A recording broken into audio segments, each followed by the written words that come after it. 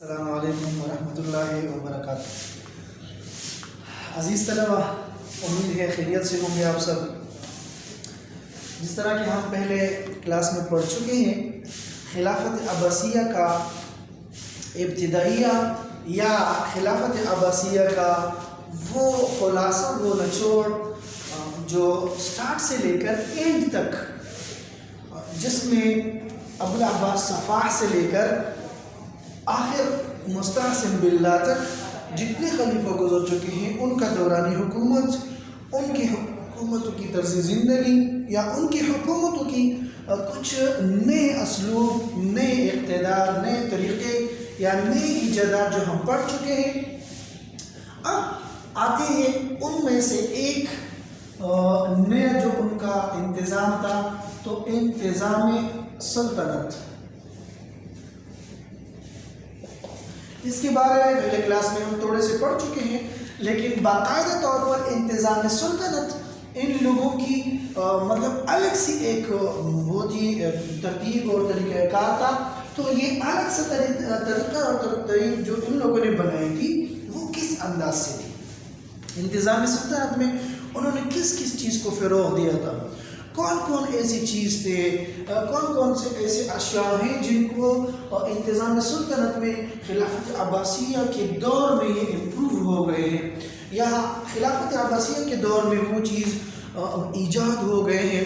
تو وہ ایجاد اور موجود اور اسی طرح یہ جو چیزیں ان لوگوں نے امپروو کیے ہیں، وہ کس حد تک ہیں؟ آج ان کی وہ موجود ہیں نشان، یا آج ان کی مطلب وہ ادارے یا وہ نظام جو انہوں نے بنایا تھا، وہ نظام آج کل بھی موجود ہے یا نہیں؟ تو اس پر ہم بات کرتے ہیں۔ سب سے پہلے ہم اس پر بات کریں کہ انتظام سلطنت میں ان لوگوں نے کون سا ایسا نظام بنایا تھا؟ سب سے پہلے کس چیز پر توجہ دی، یا کسی ملک کو سب سے پہلے کون سی چیز پر توجہ دینی چاہیے؟ تو انتظام سلطنت میں سب سے پہلا چیز جو ہے وہ ہمیں مطلب جو اس بک کی طرف سے یا خلافت عباسیہ کے دور میں ہمیں مل رہا ہے، وہ ہے مرکزی حکومت۔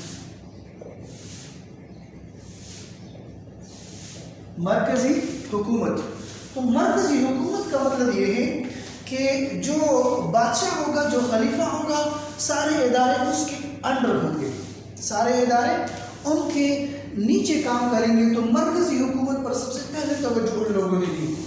خلیفہ نے اپنا نظام مستحکم بنا دیا، اپنے پاس پارلیمنٹ کا مشترکہ طور پر جو ہے امیدوار ممبرز بنا دیے۔ پھر پارلیمنٹ کے بعد انہوں نے عہدوں کا نظام بنا دیا کہ کون کون سے عہدے ہونے چاہیے اور کون سے عہدے میں لوگوں کو زیادہ فائدہ ہوگا، عوام کو کون سا فائدہ زیادہ ملنے والا ہے۔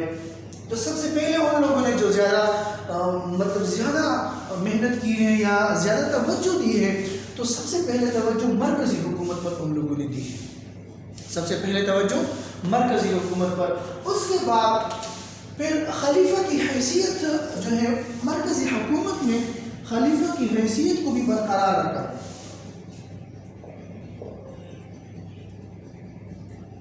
خلیفہ کی حیثیت، اب دیکھیں اس سے پہلے جو اموی خاندان تھا یا خلافت امویہ جسے کہتے ہیں، تو اس میں خلیفہ کی حیثیت کے ساتھ ساتھ دیگر جو عہدے تھے وہ سب جو ہیں عربوں کے ہاتھوں میں تھے۔ عرب جو تھا وہ بس جتنے بھی بڑے عہدے تھے یا چھوٹے عہدے تھے، سب پر عربوں کا ایک راج ہوا کرتا تھا۔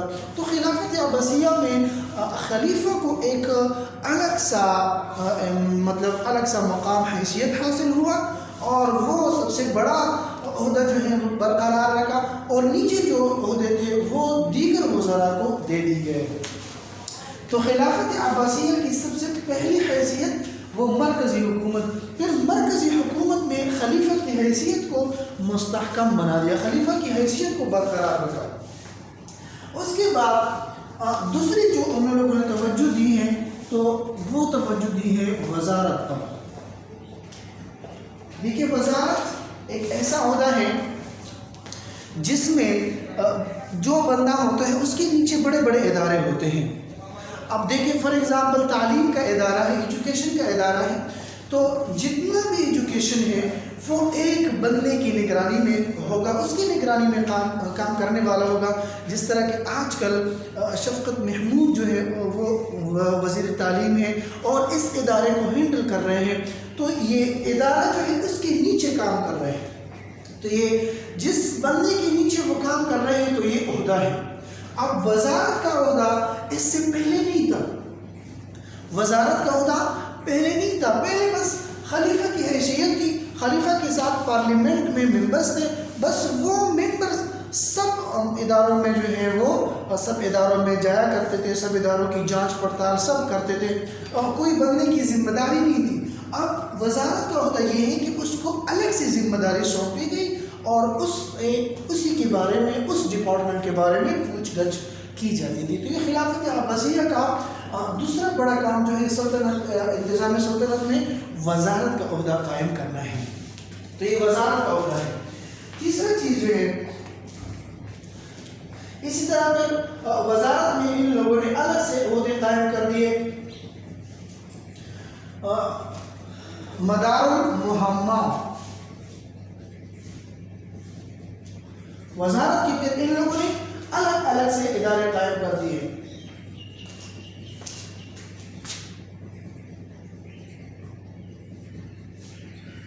مدار المہمہ جس کو مطلب آج کل کی حیثیت سے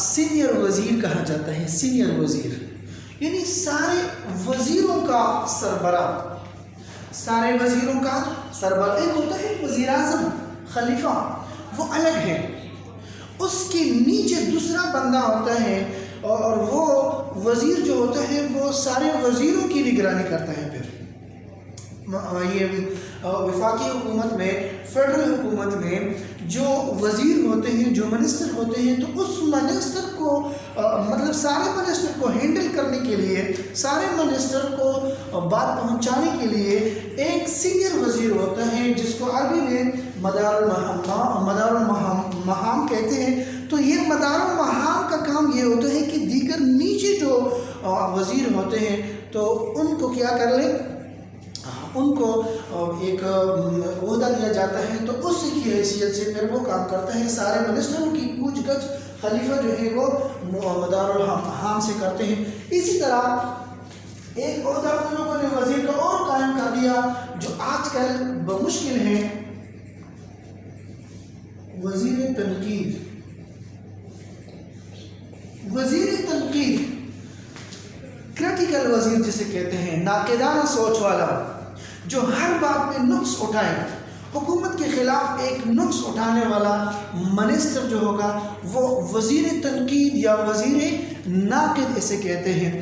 لیکن یہ پاکستان کی جو پارلیمنٹ سسٹم ہے یا اسی طرح سینٹ سسٹم ہے تو اس میں یہ عہدہ آج کل نہیں ہے، کیونکہ پھر اس میں یہ ہوتا ہے کہ یہ جو وزیر ہوگا، وزیر تنقید یا وزیر ناقد، تو وہ سارے اداروں کو دیکھے گا اور اس میں وہ غلط کام جو ہے وہ پوائنٹ آؤٹ کرے گا اور سینئر وزیر مدار المہام کے حوالے کرے گا اور وہ پھر پرائم منسٹر یعنی خلیفہ کو اور پھر وہ ڈیٹیل سے بتائے گا کہ ہمارے اس کام میں یہ خامیاں ہیں. تو وزیر ناقد جو ہے وہ الگ ہوا کرتے تھے، جس کے مخالف یا جس کے مقابلے میں آج کل وزیر داخلہ کا حیثیت دیا گیا ہے. وزیر داخلہ جو ہوتے ہیں وہ ہر کام میں انٹرپریشن کرتا ہے. اسی طرح مدیر المہام جو ہے وہ وزیر داخلہ یا وزیر خارجہ کی حیثیت جو ہے وہ دونوں ہوتی ہیں.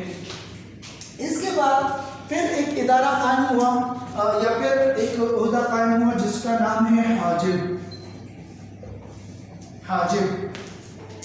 حاجب بھی بڑا عہدہ ہے اور اس زمانے میں حاجب اس بندے کو کہا جاتا تھا جو وزیر کے نیچے ہے یا وزیروں کے ساتھ ایک الگ سا عہدہ ہے اور جو پرائم منسٹر یا خلیفہ کے ساتھ وہ اکثر جو ہے ملا جلا کرتا ہے، جس کو آج کل پارلیمنٹ کی حیثیت سے اسے کہتے ہیں مشیر خاص.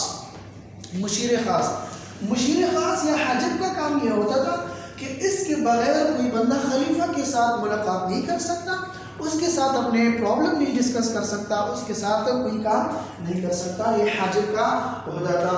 پھر حاجب کے ساتھ اس زمانے میں شاہی جلاد جسے کہتے ہیں، شاہی جلاد یہ الگ عہدہ تھا، شاہی جلاد۔ شاہی جلاد کا مقصد یہ تھا کہ جہاں بھی بادشاہ جاتے تھے تو اس کے ساتھ یہ بندہ اس کے ساتھ ہی جایا کرتا تھا۔ یہ وہ عہدے ہیں جو یہ پرائم منسٹر یعنی خلیفہ کے ساتھ ہی جایا کرتے تھے۔ بعض وزارت کے عہدے جو ہیں یہ ایسے ہیں کہ وہ امور سنبھالتے ہیں، بعض وزارت کے عہدے ایسے ہیں جو خلیفہ کے ساتھ ہی چلنے والے تھے، تو وہ خلیفہ کے ساتھ ایک اور وزیر بھی جاتا تھا جس کا حیثیت جس کا عہدہ ہے شاہی جلاد۔ تو جلاد کا مطلب یہ ہے کہ لوگوں کو سزائیں دینا، بادشاہ کوئی سزا مقرر کر دیتا تو شاہی جلاد جو ہوتا تھا وہ اس پر عمل درآمد کرتا تھا، جس کو آج کل کے حیثیت سے یا آج کل کے زمانے میں کہتے ہیں سیکیورٹی انچارج، اس کو بھی کہہ سکتے ہیں کہ بادشاہ جہاں بھی جاتا ہے تو سیکیورٹی انچارج اس کے ساتھ ہی جاتا ہے اور وہ اس کو سارا جو سسٹم ہوتا ہے وہ ہینڈل کرتا ہے۔ تو شاہی جلاد کا عہدہ بھی اس زمانے میں ان لوگوں نے قائم کر دیا۔ یہ ان کے وہ تھے جو انہوں نے وزارت کے ایسے عہدے قائم کیے تھے جو کہ بادشاہ کے ساتھ جایا کرتے تھے۔ اب بادشاہ کے علاوہ جتنے بادشاہ کے ساتھ نہ جانے والے عہدے بھی ان لوگوں نے قائم کیے تھے، جس میں سے ایک عہدہ جو ہے وزیر خزانہ آج کل بھی ہے، وزیر تعلیم آج کل بھی ہے اور وزیر صحت آج کل بھی ہیں۔ تو طب کا الگ تھا، اسی طرح تعلیم کا الگ تھا اور اسی طرح خزانے کا الگ تھا اور اسی طرح ماحول کا الگ تھا اور اسی طرح پیٹرولیم مصنوعات کا الگ تھا، ریلوے کا الگ تھا۔ اسی طرح یہ سارے عہدے جو اس زمانے میں تھے وہ خلافت عباسیہ کے دور سے سٹارٹ ہوئے ہیں اور آج کل تک ہیں، لیکن یہ اس کے جو دیگر عہدے تھے وزارت کے وہ میں نے آپ لوگوں سے ڈسکس کر دیے۔ شاید آج کل پاکستان میں یا دیگر ممالک میں ایسے عہدے بہت کم ہو، لیکن اس سے ملتے جلتے عہدے ہیں۔ تو یہ وزارت کی حیثیت۔ اب انہوں نے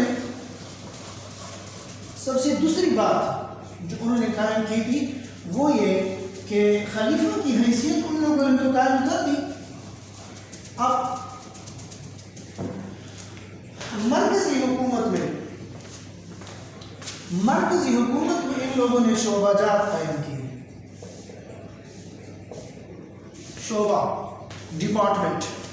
شعبہ ڈپارٹمنٹ قائم کر دیے۔ جس طرح کہ ایجوکیشن کا اپنا ڈپارٹمنٹ ہوتا ہے، پھر ایجوکیشن کے بعد صحت کا اپنا ڈپارٹمنٹ ہوتا ہے اور لوگوں کے ساتھ انوائرمنٹ کا الگ ڈپارٹمنٹ ہوتا ہے، اسی طرح مصنوعات کا الگ ڈپارٹمنٹ ہوتا ہے، انڈسٹریل کا الگ ڈپارٹمنٹ ہوتا ہے۔ تو اسی طرح ان لوگوں نے بھی الگ سے ڈپارٹمنٹ قائم کر دیے۔ مرکزی حکومت میں الگ سے ڈپارٹمنٹ بنا دیے گئے اور ان ڈپارٹمنٹ کا الگ الگ سربراہ بھی مقرر کر دیا۔ سب سے پہلا ان لوگوں نے جو کام کیا ہے تو شعبہ جات میں ان لوگوں نے دیوان العزیز مقرر کر دیا۔ دیوان العزیز ڈپارٹمنٹوں کا سربراہ۔ اب دیکھیں ہر صوبے کا الگ الگ سربراہ ہوتا ہے، یہاں پہ صوبے کا سربراہ ہوتا ہے۔ صوبے کے سربراہ دو حیثیت سے ہوتا ہے، ایک ہوتا ہے گورنر اور ایک ہوتا ہے وزیر اعلیٰ۔ تو یہ شعبوں کا سب سے اعلیٰ حیثیت جو رکھا جاتا ہے تو وہ ہے دیوان العزیز، سارے اداروں کا سربراہ، جس کو وزیر اعلیٰ کی حیثیت سے سمجھا جاتا ہے۔ اس کا کام یہ ہوتا ہے دیوان العزیز کا کہ وہ دیگر شعبوں کا یعنی سارے شعبوں کا وہ نگرانی کرتا ہے، سارے شعبوں کا نگرانی کرتا ہے۔ تو یہ جو سسٹم ان لوگوں نے بنایا تھا یہ آج کل بھی چلتا آ رہا ہے۔ دیگر شعبوں کا نگرانی کرنے والا سربراہ آج کل بھی ہے اور اس کو وزیر اعلیٰ کی حیثیت حاصل ہے۔ اسی طرح دیوان الخراج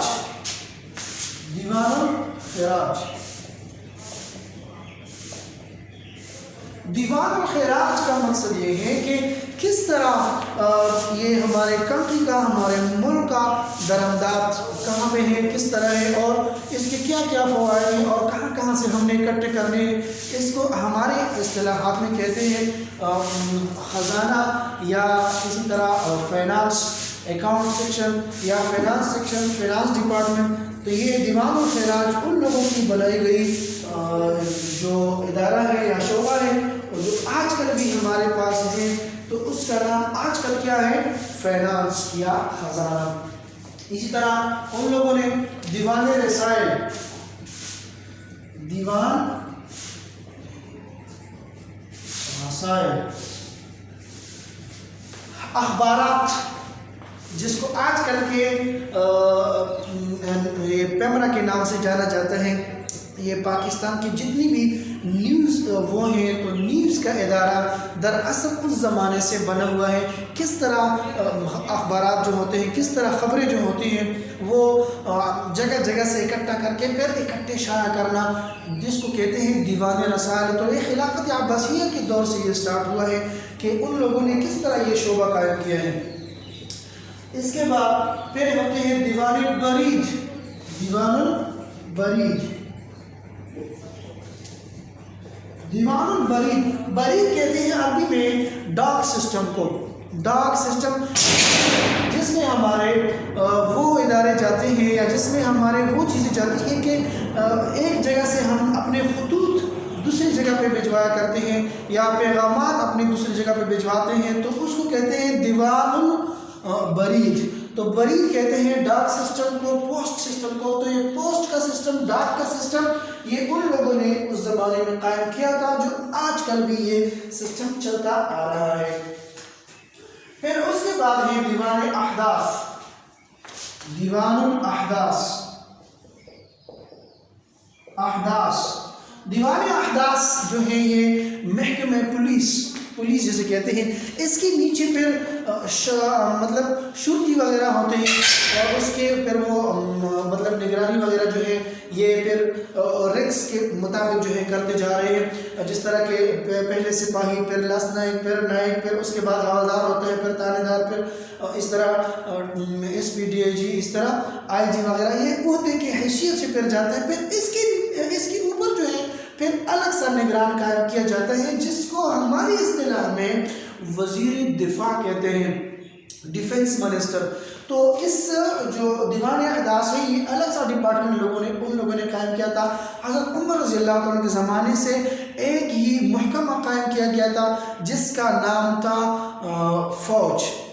فوج کا جو وہ تھا اس زمانے میں. تو ایک ہی ڈپارٹمنٹ تھا فوج کے اندر. پھر ان لوگوں نے شعبے قائم کیے تھے کہ یہ اسلحے والا ہوگا، یہ مطلب باہر لڑنے والا ہوگا، یہ انٹرنل نظام قائم کرنے والا ہوگا. لیکن پولیس کا محکمہ جو ہے خلافت عباسیہ کے دور میں یہ اسٹارٹ ہوا کہ پولیس بھی ہے وہ انٹرنل کام کرے گا اور آرمی جو ہوگی وہ ایکسٹرنل یعنی باؤنڈریز پہ کام کرے گا. تو یہ دیوان احداث. پھر دیوان العارض. دیوان العارض، العارض ہم لیکن یہ دیوان اس کے ایسے بھی ہے. العارض کہتے ہیں فوجی نظام. تو فوجی نظام کو بھی ان لوگوں نے مستحکم بنا دیا، فوجی نظام کو تھوڑا سا امپروو کر دیا اور اس میں سے الگ الگ دیگر شعبے قائم کر دیے. جس طرح کہ آج کل فوج میں ہم دیکھ رہے ہیں کہ کچھ بعض سویلین ہوتے ہیں، بعض فوج کے وردی والے ہوتے ہیں. تو ایک وردی والے اور سویلین، جس طرح کہ سویلین میں پھر کلرک ہیں، ڈرائیورز ہیں، وہ ادارے جو ہیں ان لوگوں نے مستحکم کیے تھے. حالانکہ حضرت عمر رضی اللہ عنہ کے زمانے سے لے کر خلافت امویہ تک یہ سلسلہ چلتا آ رہا تھا کہ جتنی بھی فوج کے ادارے تھے، جتنی بھی فوج کے لوگ تھے، تو اس کو وہ سب فوجی کی حیثیت حاصل تھی. اس میں کوئی نہ بڑا کوئی نہ چھوٹا یہ سسٹم نہیں تھا. پھر اس کے بعد یہ خلافت عباسیہ کے دور میں یہ ادارے جو ہیں ان لوگوں نے قائم کیے ہیں. پھر اس کے بعد ہے دیوان الغمام.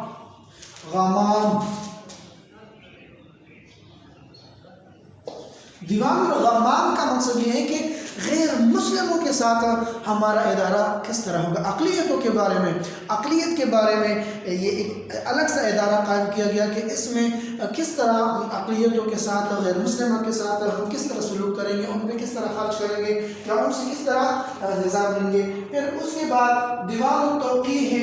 اس محکم کے ذمہ جو ہے خلیفہ کے نام آئی ہوئی درخواستوں کے جوابات تحریر کرنا. دیوان توقیع جواب دینے والے، یعنی بادشاہ کی طرف سے جوابات دینے والے جو ہوتے ہیں وہ دیوان توقیع، جس کا آج کل بھی ایک بندہ ہوتا ہے جس کو کہتے ہیں پرائم منسٹر کا ترجمان، ادارے کا ترجمان، اس کی طرف سے بات کرنے والا، اس کی طرف سے جواب دینے والا ترجمان ہوتا ہے. تو ہر ڈپارٹمنٹ کا الگ الگ سا ترجمان یا ہر بڑی شخصیت کا ایک الگ سا ترجمان ہوا کرتا ہے کہ وہ اس کی باتیں جو ہیں وہ لوگوں کو، عوام کو ڈیلیور کرتے ہیں. تو دیوان یہ توقیع جو ہے اس کہتے ہیں. پھر اس کے بعد ہے دیوان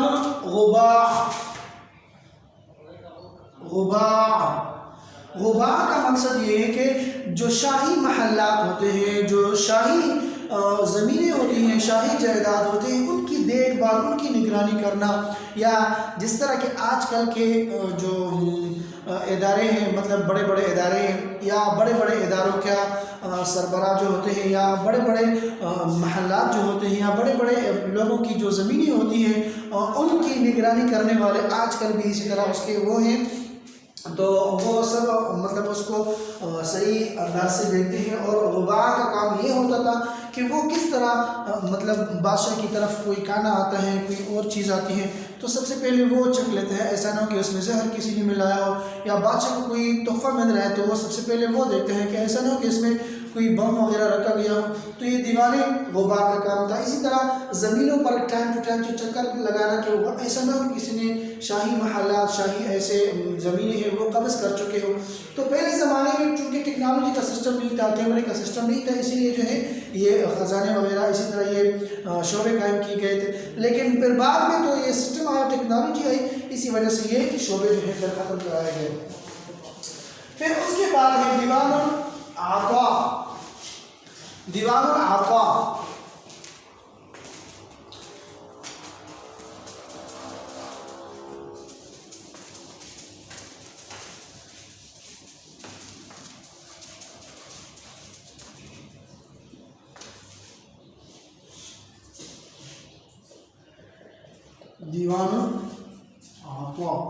دیوان العطاء کا کام یہ تھا کہ وہ جتنی بھی عطیات ہوتے تھے ان کا حساب لگایا کرتے تھے.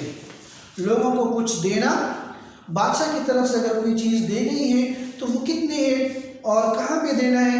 تو یہ دیوان العطاء کا کام تھا. ایک الگ شعبہ ان لوگوں نے قائم کیا تھا. چونکہ میں نے پہلے بتایا کہ ٹیکنالوجی کا سسٹم نہیں تھا تو اس لیے الگ الگ لوگ اس کے لیے مقرر کیے گئے تھے. لیکن جب ٹیکنالوجی آئی، کمپیوٹر سسٹم آیا، تو اس میں یہ سارے اداروں کو جو ہے کنزوم کر دیا ایک ہی وہ میں کلرکس کا جو ادارہ ہے، شعبہ ہے، تو اس میں ان سب کو انکلوڈ کر دیا کہ یہ سارے اگر حساب کتاب کرنا ہے، کچھ دینا ہے، کچھ لینا ہے، کس طرح اس کو کاؤنٹ کرنا ہے، تو یہ سارے جو ہے پھر اس میں ایک میں شامل کر دیے گئے. پھر اس کے بعد ہے دیوان الموالی.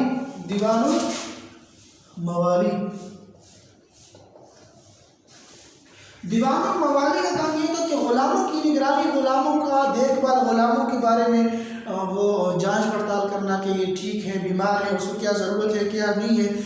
تو یہ دیوان الموالی. جس طرح کہ آج کل اگر ہم دیکھیں تو نوکروں کا پیر کسی شاہی محل میں نوکرز ہیں، ویٹرز ہیں، خلاصی ہیں، اسی طرح اور دیگر جو وہ ہوتے ہیں کلاس 4 وغیرہ، چوکیدار وغیرہ ہوتے ہیں، تو ان کا ایک وہ ہوتا ہے، منیجر ہوتا ہے، یا اسی طرح ایک ایسا بندہ ہوتا ہے جو ان کمزور لوگوں کی نگرانی کرتے ہیں. تو دیوان الموالی غلاموں کا نگرانی کرنے والا بندہ. اور پھر اس کے بعد ہے دیوان الاقرہ. دیوان الاقرہ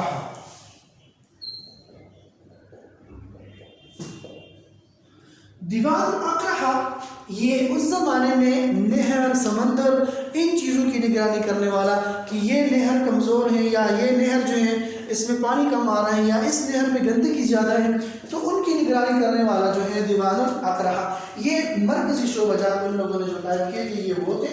پھر اس کے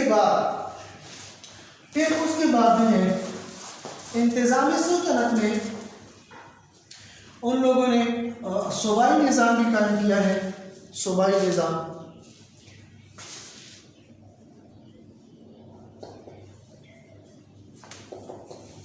دیکھیے صوبائی نظام، پروونشل سسٹم، تو صوبائی نظام کا جو ہمیں نظر آتا ہے، سب سے پہلے صوبائی نظام حضرت عمر رضی اللہ عنہ کے دور میں قائم ہوا تھا۔ پھر اس کے لیے الگ الگ سے والی یعنی گورنر مقرر کیے گئے تھے۔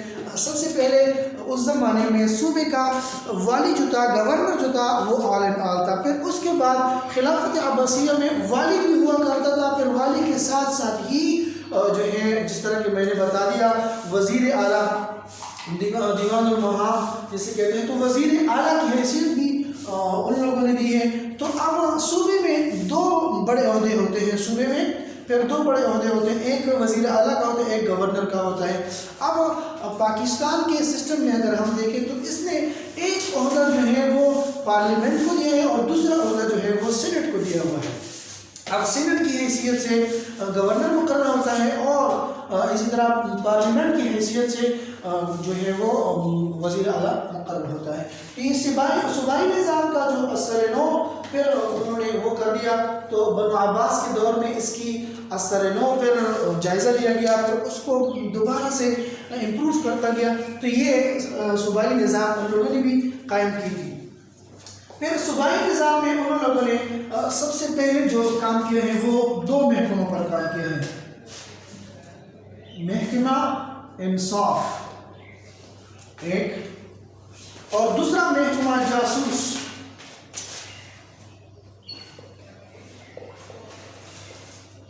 محکمہ انصاف، محکمہ جاسوس، جاسوس کے جو ڈپارٹمنٹ لوگوں نے قائم کیا تھا، تو اس کا مقصد یہ تھا کہ مطلب لوگوں کے رائے جو ہیں، لوگوں کی باتیں جو ہیں وہ حکومت تک پہنچائے، لوگوں کے غلط کام، لوگوں کے اچھے کام وہ سب جو ہیں وہ حکومت تک پہنچائے، تاکہ حکومت کی اصلاحاتی کام ہو جائے اور جو کمزور یا باقی لوگ ہوتے ہیں تو ان کے خلاف تحریک چلایا جائے۔ محکمہ انصاف کا کام یہ تھا کہ وہ جاسوس نے جو کوئی کام لایا ہے، کسی بندے کو ضرورت ہے اور وہ اپنی بات جو ہے نہ وزیر اعلیٰ تک پہنچا سکتا ہے نہ خلیفہ کو پہنچا سکتا ہے، تو پھر ان لوگوں نے یہ انصاف کا دائرہ قائم کیا تھا کہ وہ پھر کیا کر لیں گے، لوگوں کے ساتھ تعاون اور لوگوں کے ساتھ کام وغیرہ کرتے رہیں گے۔ تو یہ صوبائی نظام تھا۔ پھر اس کے بعد مرکزی حکم انتظام سلطنت میں ان لوگوں نے فوجی نظام بھی مقرر کیا، فوجی نظام، فوجی نظام جس کو آج کل کے مطلب اصطلاحات میں کہتے ہیں فورس سسٹم یا فورس کا جو ادارہ ہے، فورس ڈپارٹمنٹ۔ تو فورس میں پھر ان لوگوں نے 3 ادارے قائم کیے تھے جو آج کل بھی ہیں۔ فورس میں ان لوگوں نے 3 ادارے قائم کر دیے، ایک کا نام تھا بری، ایک کا نام تھا بحری، ایک کا نام اس زمانے میں تھا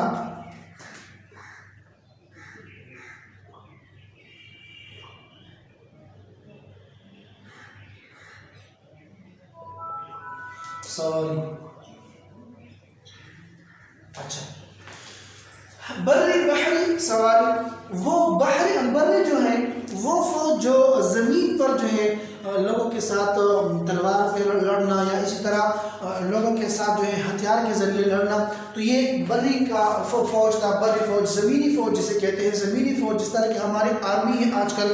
پھر اس کے بعد بحری ہے، بحری وہ فوج جو سمندروں کے ذریعے جو ہے وہ اقواموں کے ساتھ لڑنا ہوتا ہے، جو آج کل کے ہمارے پاکستان کے سسٹم میں اس کو نیوی سسٹم کہتے ہیں یا نیوی ادارہ ڈپارٹمنٹ جو ہے۔ پھر اس کے بعد سواری ہے، سواری کو ہمارے آج کل کے وہ میں اصطلاح میں کہتے ہیں ایئر فورس۔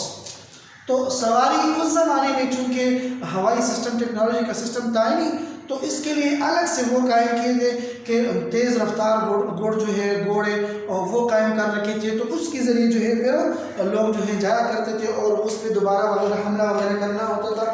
تو اس میں یہ 3 نظام جو ہے فوجی نظام ان لوگوں نے قائم کیے تھے، سواری اور اس طرح بحری اور بری اور بحری یہ آج کل بھی ہے، اور اسی طرح یہ اس زمانے سے لے کر یعنی خلافت عباسیہ میں ان تینوں کو ترتیب دیا گیا ہے۔ پھر اس کے بعد یہ رضاکارانہ فوج اور باقاعدہ فوج، ایک ہے باقاعدہ فوج، پھر ایک دوسرا ہے رضاکارانہ فوج۔ باقاعدہ فوج جو ہے ان کو تنخواہیں دیا کرتے تھے، اور رضاکارانہ والنٹیرلی جو فوج ہوتا تھا پھر اس کو بھی وہ کرتے تھے، جس طرح آج کل بھی ہے اس کو والنٹیرلی ڈیفنس فوج ہے، اور ہمارے پاکستان میں بہت سارے ایسے رضاکارانہ لوگ ہیں جو پیسوں کے بغیر جو ہیں وہ حکومت کے ساتھ تعاون کرتے ہیں، حکومتی کام مطلب اس میں شمولیت اختیار کر لیتے ہیں والنٹیرلی۔ اور اسی طرح باقاعدہ فوج جو ہے وہ یہ کام کرتا تھا کہ وہ اس کو تنخواہیں تو ملتی تھی، لیکن وہ مشقت والا سخت کام جو ہے باقاعدہ فوج کو حوالے کیا جاتا تھا، یہ ان کا سسٹم تھا۔ پھر فوجی ہتھیار ان لوگوں نے قائم کر دیے کہ فوجی ہتھیار کس طرح بنائے۔ اس زمانے میں فوجی ہتھیاروں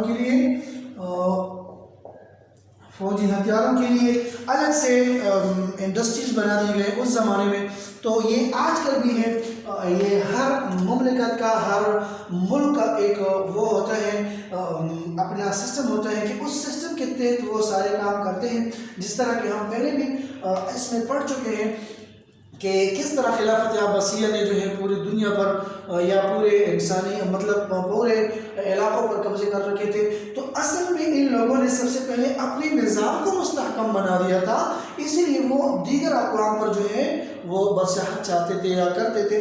تو آج کل کے سبق میں ہمارا جو خلافت عباسیہ کا انتظام سلطنت کس طرح کیا ہے، پھر اس میں مرکزی حکومت، وزارت، صوبائی نظام، فوجی نظام، یہاں تک فی الحال ہم نے جو کچھ پڑھا ہے، امید ہے اللہ تعالیٰ اس پر ہمیں سمجھنے کی توفیق عطا فرمائے۔ انشاءاللہ پھر اگلی کلاس میں ملاقات ہوگی۔ اللہ حافظ۔